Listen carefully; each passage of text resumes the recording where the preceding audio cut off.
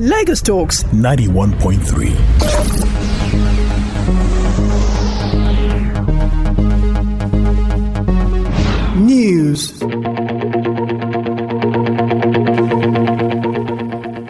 The Central Bank of Nigeria Governor, Mr. Godwin Emefiele, has announced that President Muhammadu Buhari will launch the new 200, 500 and 1,000 Naira notes on the 23rd of November 2022, which is today.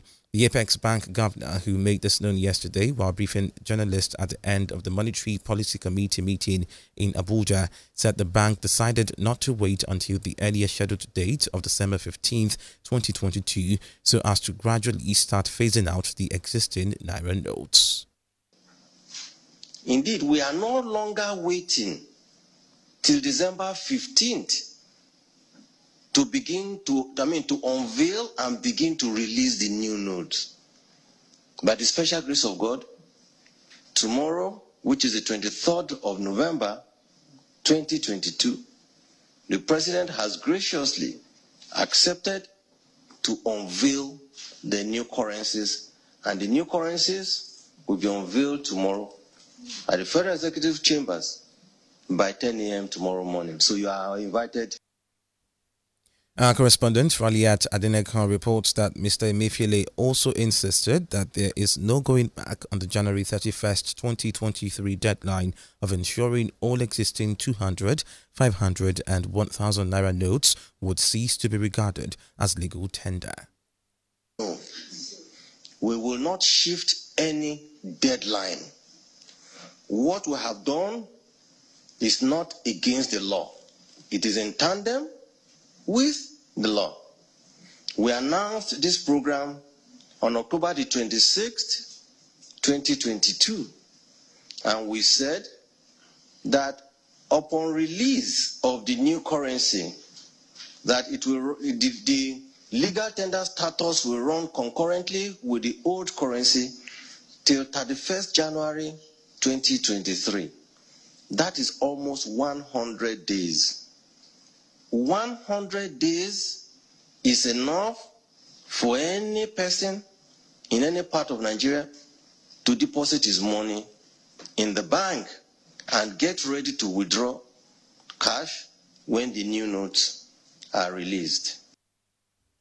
Meanwhile, the Monetary Policy Committee of the CBN has raised the benchmark interest rate to 16.5% from 15.5% in a bid to control inflation and ease pressure on the Naira. Emefiele announced that the committee also retained the cash reserve ratio (CRR) at 32.5% and voted to retain the asymmetric corridor at plus 100 and minus 700 basis points around the MPR. The liquidity ratio was retained at 30%. Meanwhile, President Buhari has flagged off the Komani Integrated Development Project in the northeast, the first of its kind in the zone. President Buhari said the oil exploration at the Komani River, located between Gombe and Bauchi states, has already attracted over $3 million foreign direct investment and will boost Nigeria's fortunes and earnings. The NNPC had in 2019 announced the discovery of crude oil in the Komani River region at the border community between Bauchi and Gombe states. The Nigerian Immigration Service, the NIS, on Tuesday said that Nigerians in diaspora with expired passport would no longer require visas to visit home. The service, however, stated that they must show their expired Nigeria's passport to ensure they were truly from Nigeria. Tony Akuneme, the NIS PRO, disclosed this in an interview with newsmen in reaction to inquiries about the new visa policy of the federal government, which said that Nigerians with dual citizenship do not need visa to visit home. Akuneme further explained that although the essence was to allow them return home, they will be required to renew the passport before returning to their destinations. The Senate Ad Hoc Committee investigating oil theft and the impact on the production and nation's revenues says Nigeria has lost $2 billion to oil theft from January till date. Nigeria's crude oil production fell from 2.13 million barrels per day in January 2020 to 1.38 million in July 2022 due to incessant oil theft and pipeline vandalism, mostly occurring offshore, has been blamed for this. The ad hoc committee assigned to investigate the situation has recommended that online monitoring systems be deployed at flow stations and terminals to check movement of illegal vessels. The Bureau of Public Procurement should expedite all processes of procurement for NUPRC. It's been hanging over the past 7 months or 8 months. This LAC system, because they've gotten the president's approval to deploy LAC system in all the terminals. We must be able to say how much do we produce, and not waiting for an oil company to say this is what I produce. That's what's happening all over the world. Should expedite all processes of procurement for NUPRC to ensure immediate deployment of an online real-time monitoring system by the Commission across all upstream oil and gas production platforms to ensure accurate measure of production volumes by the producers. This is what is happening in Saudi Arabia. Curtailing crude oil theft should be a collective responsibility.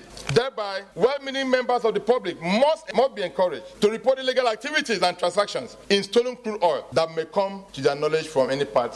Our correspondent, Raliat Adenekon, reports that the Chairman Senate Committee on Petroleum Resources Upstream, Senator Bassi Albert, also raised concerns about the Nigerian National Petroleum Company Limited not allowing agencies perform their regulatory functions, disregarding the provisions of the Petroleum Industry Act. Nigeria should seek international financial collaborations to check illegal letters of credit, because this cannot be a cash item. To check illegal letters of credit used to fund the sales and the purchase of Nigerian stolen crude. As such illegal crude sale can only be transacted through the world financial system. The Senate Committee on Petroleum Upstream must ensure effective and periodic oversight of the upstream petroleum sector. We are doing that. We just have to do this, sir. I will not be here in the next Senate by the grace of God. The clerk of the Senate should communicate the resolutions herein to the Honourable Minister of Petroleum Resources, Honourable Minister of State for Petroleum Resources. In politics, Justice Inyang Ekwo of the Federal High Court, Abuja, has ordered the Independent National Electoral Commission, INEC, to immediately resume continuous voters registration CVR until 90 days before the 2023 general elections.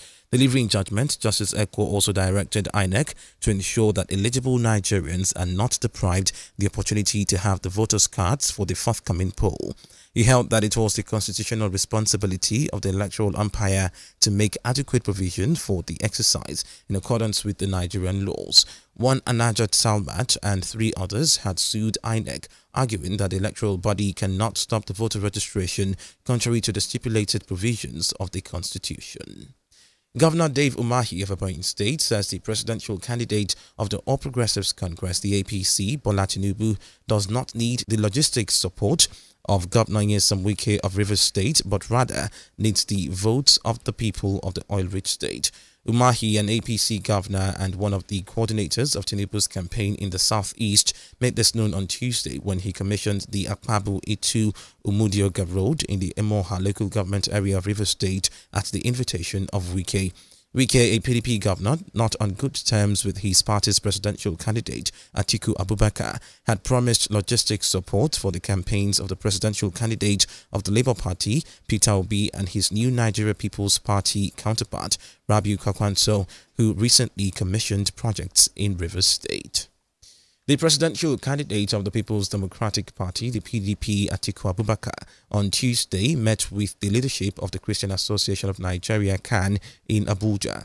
The meeting is part of the ongoing engagement by the Christian leaders with presidential candidates contesting the 2023 general election.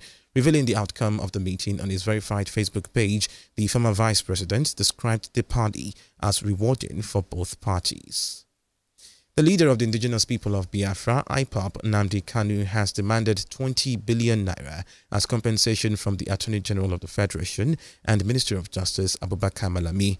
Kanu demanded compensation following alleged defamatory and libelous claims against him through his special counsel, Aloy Ejimako, saying Malami's claim that he jumped bail despite a court order clearing him was libelous. Ejimakor also stated this in a letter addressed to Malami that his client demands an unreserved personal letter of apology to be prominently and boldly published full page in 2 Nigerian newspapers of national circulation. The Lagos State Governor, Babajide Sanwo-Olu, has called on members of the House of Representatives to allow state governors have proper inputs in the electricity bill of 2022. Governor Sanwo-Olu, who stated this at the official handover ceremony of the Lagos State Integrated Resource Plan in conjunction with USAID and Power Africa Initiative as part of Nigeria Power Sector Program, urged the House to engage subnational and the private sector to resolve knotty issues in the bill. The governor said the initiative is a 20-year partnership that would transform the power deficiencies in Africa, while noting that a technical report which identifies stakeholders would be analyzed and worked upon to bring about the desired change to the people. So that we can indeed make this economy work for our people. And to make it work is for small businesses to have access to power, is for medium businesses to have access to power, is for large corporates, the likes of the Dangote and the rest of them, to have access to all of their power needs. It's only when we do that that we will triple-fold the GDP of this state and, of course, by extension, the GDP of this country. You're still listening to the World News. Moving on to the foreign scene, the King of England has welcomed South Africa's president at the start of the first state visit he is hosting as monarch. King Charles and Camilla, the Queen Consort, formally greeted Cyril Ramaphosa at Horse Guards Parade in London as the 2-day trip began. The president will visit Westminster Abbey before attending a banquet hosted by the king at Buckingham Palace later. Ramaphosa's visit comes as South Africa struggles to tackle continuing power blackouts and high unemployment. It is the first state visit to the UK in more than 3 years after they were stopped during the COVID-19 pandemic. In business news this morning, the Nigerian stock market maintained a bullish trend on Tuesday with benchmark indices rising by 0.6%. Specifically, the market capitalization gained 145 billion naira to close at 24.471 trillion naira, while the all-share index rose by 266.37 points to close at 44,929.33 from 44,662.96 recorded the previous day. The positive performance of the market was due to buying interest in MTN Nigeria and Buhari Foods. Finally, to sport news, Saudi Arabia produced one of the greatest upsets in World Cup history as Salem Al-Dawsari's stunning solo effort secured a 2-1 victory over Argentina in Group C at the Lusail Iconic Stadium. Reports say Saudi Arabia's King Salman bin Abdulaziz Al Saud has ordered a national public holiday today, Wednesday, after yesterday's win. Elsewhere, defending champions France delivered a powerful statement of intent by beating Australia 4-1 as Olivier Giroud equaled Thierry Henry's all-time scoring record for the national team with a brace. Robert Lewandowski had a penalty saved as Poland and Mexico played out a goalless World Cup draw, while Denmark were also held to a draw by Tunisia in the World Cup opener. 4 matches are expected today, Group E and F, as Germany plays Japan, Spain plays Costa Rica, Morocco plays Croatia, and Belgium plays Canada. Portugal forward Cristiano Ronaldo is to leave Manchester United with immediate effect. The decision follows a controversial interview in which the 37-year-old criticized the club and said he had no respect for manager Erik ten Hag. Both parties stated that Ronaldo's exit was mutually agreed. Meanwhile, Manchester United's owners, the Glazer family, say they are considering selling the club as they explore strategic alternatives. The Americans bought the Old Trafford outfit for £790 million in 2005. A statement said the board will consider all strategic alternatives, including new investment into the club, a sale, or other transactions involving the club. It comes after years of protest from fans against their ownership. Lagos Talks 91.3.